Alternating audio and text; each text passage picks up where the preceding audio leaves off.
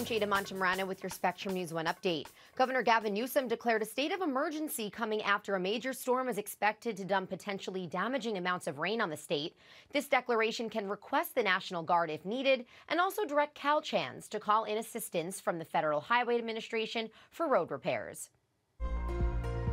Time for your weather on the ones. Hi there, meteorologist Robert Santos here. If you've been outdoors, you know it's pretty cloudy out there with a steady stream of showers. Here's a look at Santa Monica from earthcam.com. And you can see occasionally that camera blowing with some breezes out there. Okay, the model showing as we go through the evening hours, scattered stuff to lighter stuff, and then watch closer to midnight. So basically around 11, 12 o'clock, it starts to push through that heavy band through Ventura County and then eventually through L.A. County through around 2, 3, 4 o'clock. Notice the reds and the yellows and the oranges showing the more moderate to heavy rainfall. And this is what could wake you up if you're a light sleeper. Not only that, but some howling wind.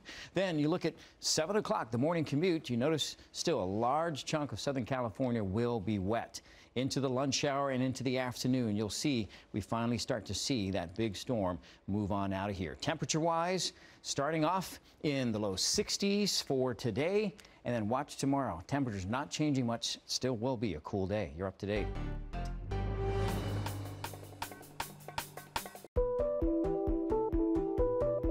Hello, and thanks for joining us here on Spectrum News 1. I'm Jada Montemarano, and if you have stepped outside today, you probably experienced lots and lots of rain, and it's only been the first effects of a major winter storm hitting us here in California.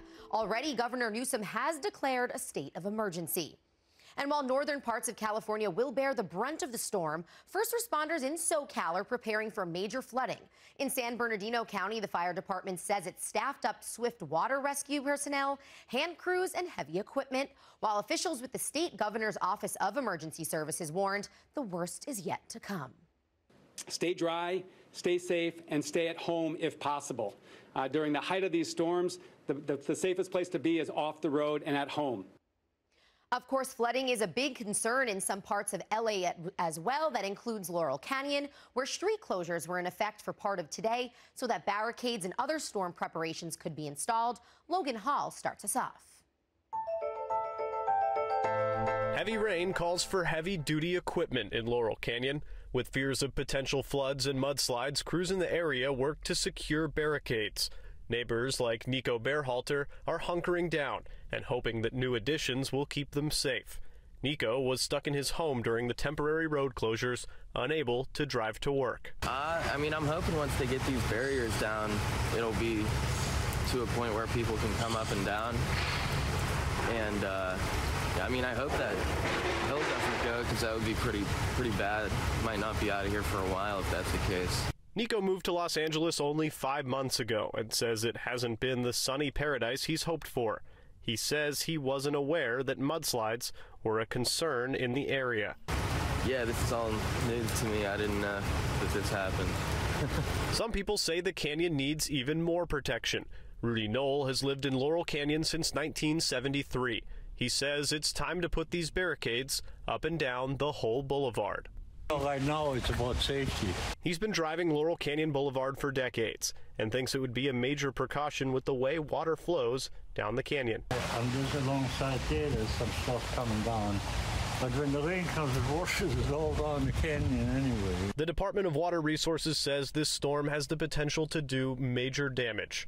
Director Carla Namath describes this storm as extreme. Trees are stressed after 3 years of intensive drought.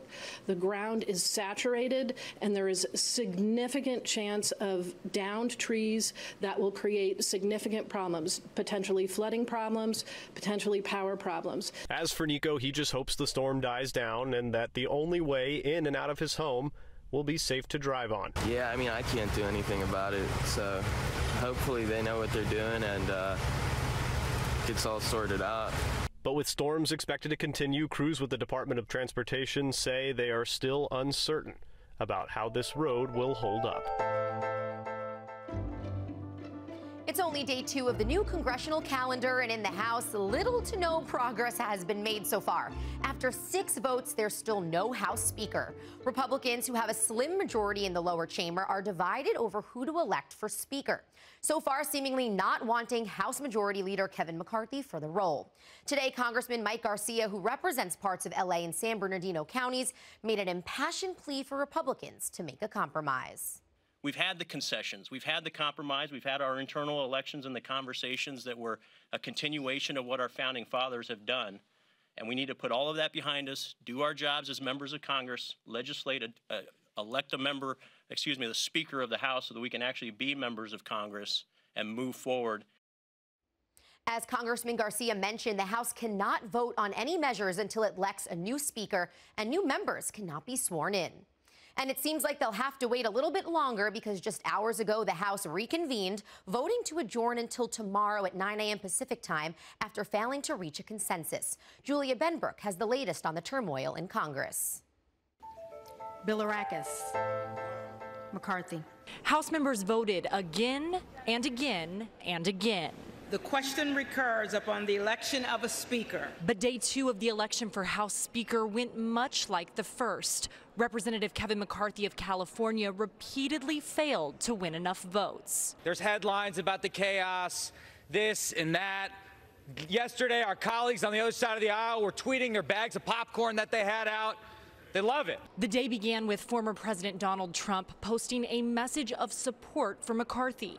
But it had no effect on the 20 ultra-conservative Republicans who opposed the idea of a Speaker McCarthy. Even having my favorite president call us and tell us we need to knock this off, I think it actually needs to be reversed. The president needs to tell Kevin McCarthy that, sir, you do not have the votes. McCarthy's troubles began in November when Republicans only won narrow control of the House, giving a small band of renegade Republicans outsized influence to block his Speaker dreams. Drawing a contrast to the chaos in the House, President Joe Biden traveled to Kentucky Wednesday for a rare joint appearance with Senate Republican leader Mitch McConnell. They spoke about working across the aisle in the last Congress to pass the massive bipartisan infrastructure law, a bill most of the Republican renegades in the House opposed. Biden was asked about the situation in the House. It's embarrassing for the country to be able to have a Congress that can't function. Is just embarrassing. The dysfunction will continue until House Republicans agree on a speaker. Members can't be sworn in, no committee assignments can be made, and no legislation can pass. Both McCarthy supporters and Democrats have emphasized this point. We effectively don't have a House of Representatives. This can't keep on going. You can't have one branch of federal government simply not function.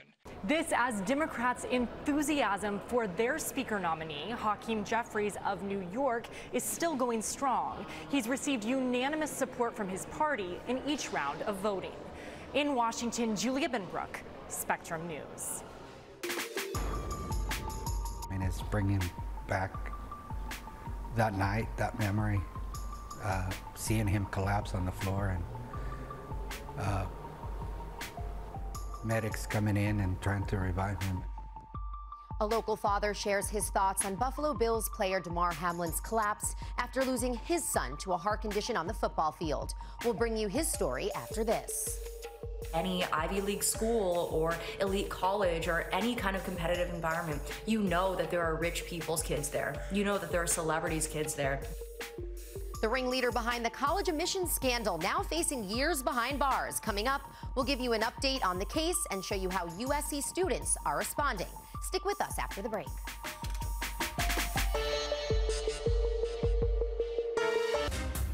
And here's what's making headlines tonight. President Biden says he plans to visit the U.S.-Mexico border next week and will give a speech on border security. It'll mark Biden's first visit there since he took office.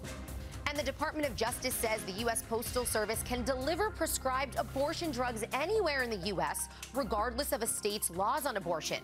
The drugs have seen a big boost in usage since the overturning of Roe v. Wade. Southwest Airlines still struggling to get passengers back their lost luggage following last week's mass flight cancellations. The airline is facing a number of lawsuits following that travel chaos. We have an update on the story we've been following all week. Buffalo Bills safety Damar Hamlin is reportedly improving following his collapse on the field during Monday Night Football. He was taken to the hospital in critical condition after officials say he suffered a cardiac arrest. Hamlin was resuscitated on the field. Today, President Biden said he spoke to Hamlin's parents at length, though he didn't say what they discussed. The 24-year-old is still in the ICU and will remain there overnight. Meanwhile, Bills fans continue to hold a vigil outside the hospital for the young player. For one local father, though, Hamlin's collapse is bringing back memories of his own son, Kevin, who collapsed and died on a high school football field after suffering a heart condition. Lydia Pentasas has his story.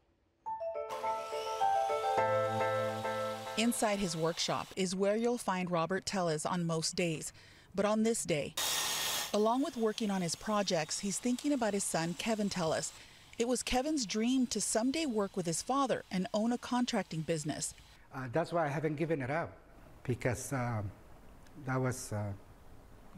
what he wanted to do.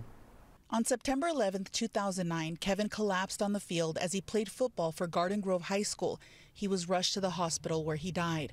He fell without being hit from another player. An autopsy determined he died from myocarditis, an inflammation of his heart muscle. Tellez says he got chills when he heard the news of Buffalo Bills player Damar Hamlin collapsing on the field. I mean, it's just bringing back that night, that memory, seeing him collapse on the floor, and medics coming in and trying to revive him, and it's just awful. So I feel for the family. My prayers for them.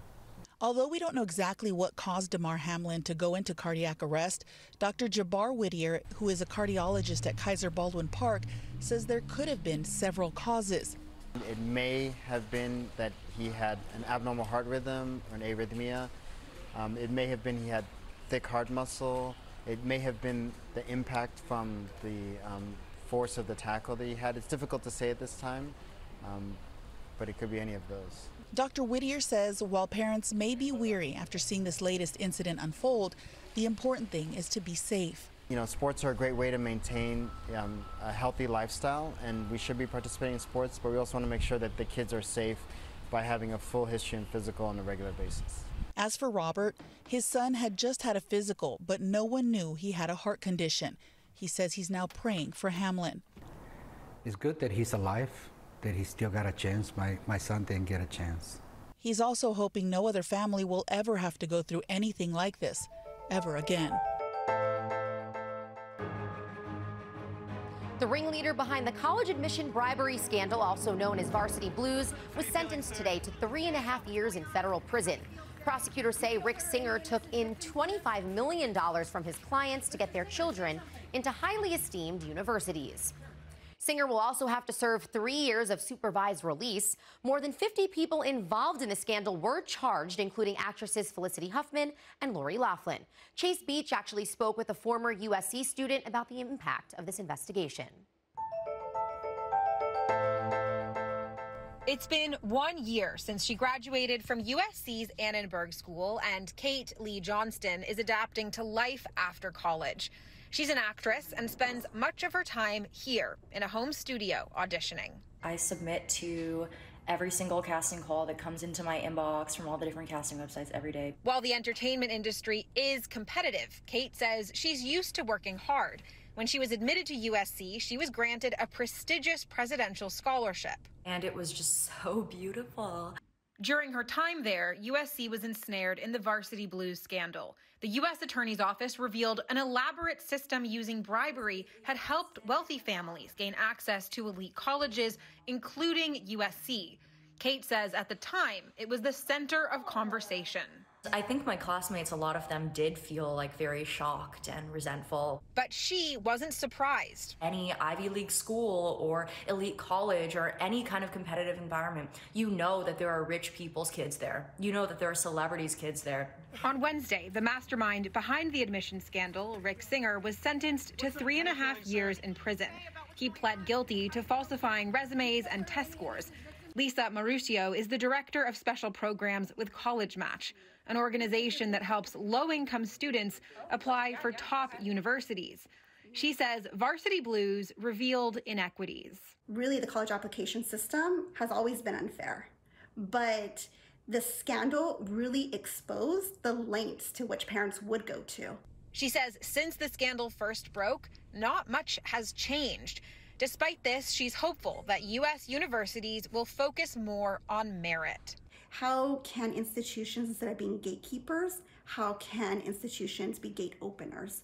How can they open that world of access to more students and more people? Kate also agrees that colleges are the same since Varsity Blues broke out, but she says it hasn't discouraged her. If I work hard, I know eventually I will get somewhere, even if other people don't have to. That's something I have, even if I don't have connections and money. Students seeking equity in America's academic institutions. There's no bad blood between local law enforcement and fire agencies here in LA.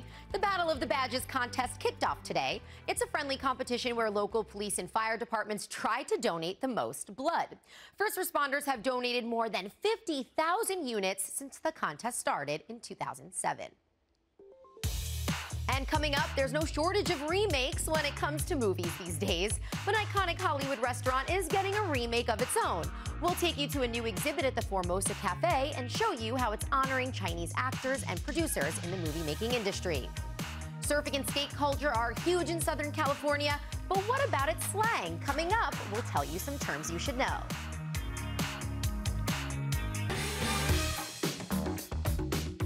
The iconic Formosa Cafe is part of Hollywood history. The Chinese-Taiwanese restaurant dates back to the 1930s, seeing its fair share of actors and other stars dining and drinking inside.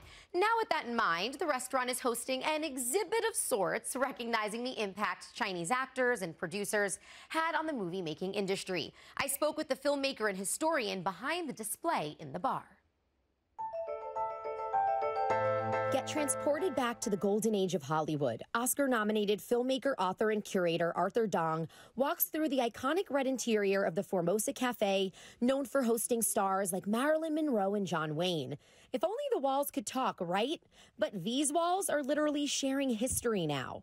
Uncover the little-known stories about the Chinese presence in Hollywood, both in front of and behind the camera. In 2017, when the 1933 group, known for revitalizing local landmarks, took over the space, they asked Arthur to use his expertise to transform the back bar to honor Formosa Cafe and the Chinese Hollywood past. It was a creative challenge because this was not a museum. I knew it was a bar. Arthur grew up in San Francisco's Chinatown, obsessed with movies. As he got older, he began studying film history, collecting these artifacts you see all around the restaurant, including this wall honoring Flower Drum Song. This is a wildly popular film for film historians. This is the first time that Hollywood invested so much money into a big production with contemporary Chinese-American characters. He published a book, Hollywood Chinese, that features 2,000 artifacts he collected since he was a kid and then during his research for his documentary. But now you can see them in real life. But unlike at a museum, this won't be rotating out anytime soon. I wasn't sure about creating an exhibit in a restaurant bar where people are just eating and drinking, and that's the primary activity. But I thought here was a chance to bring out this history to perhaps an unexpected audience. While you can learn about Chinese history on the walls, you can also enjoy a modern take on the traditional Chinese-Taiwanese Formosa Cafe menu from executive chef Dan Huerta. Introduce them to new dishes that has flavor of Taiwan and also American, and bring all these new generations in here. So while you're eating fried rice or noodles, make sure to take in the decades of Chinese movie making Arthur meticulously curated. And I thought if I can have them just look up once in a while and see these Asian faces and think, oh, wow, the Chinese do have a long and varied history in Hollywood. Not only honoring the stars who dined in these walls, but also celebrating Chinese stories in Hollywood on the walls at the Formosa Cafe.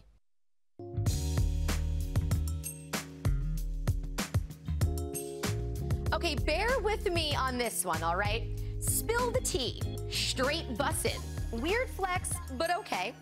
Every year, more slang enters our vocabulary, but fam, if you're feeling FOMO or low-key shook with these new words, you're not alone. I can't believe I just read that for all of you.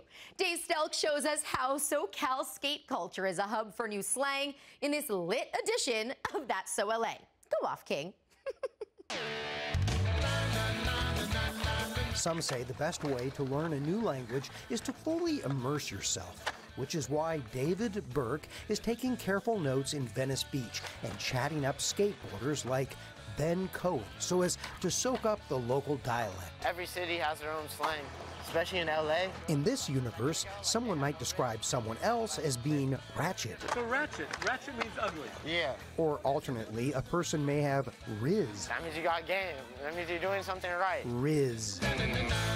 Now, that is short for charisma. It's among the newest of slang words, says Burke, AKA slang man, who has been studying lingo his entire adult life. I'm constantly researching the newest slang to help parents and then everyday slang to help immigrants and ESL, English as a Second Language students. He hosts a weekly podcast. Steve seems really upset. He needs to get a grip. He's written volumes on vernacular. And these books have been adopted at big universities like NYU. Burke, an LA native, says he lives in the epicenter of slang, the home to social media influencers and big media. Entertainment industry, we breed it for some reason. So, going into the new year, who better to consult on what's in and what's out when it comes to jargon? This was such a good one. B. In 2023, when referring to your boy or girlfriend or partner, just know that bae is passé and don't call your vehicle a ride. A whip is a car. This is taking over the internet right now with teens. Faded. It means the same as getting zooted to get drunk. No cap. So no cap meant no lie. And teens were using this like crazy. You won't hear it much in 2023, and the young set came up with a bunch of euphemisms for ugly, so you should take offense if they say you're clapped, chopped, or busted, and they've already added a superlative for riz. Just W means a winner. So if someone says you have W riz, that means you have a lot of charisma. But Burke warns how, as soon as teens find out their parents are on to their novel nomenclature, or just the fact that he is revealing slang it to us right now. Well, once I say it, it's already changed. Which is why Slang Man is forever doing his homework. Well, I think we're finna dip. That means he's finished. And that's no cap. Oops, that's old. Forget it. You know, news you can use, right? Great story to end the night, but look at this. This video isn't from the new Avatar movie. A lucky group of whale watchers near Dana Point caught a rare glimpse of a gray whale giving birth. Passengers on the cruise saw blood in the water and thought their trip had taken a dark turn. But the mood changed when they realized they were seeing a newborn calf learning to swim. I mean, imagine being there, seeing that. It is so beautiful to witness nature in real life. Have a great night, everyone. Thanks for watching.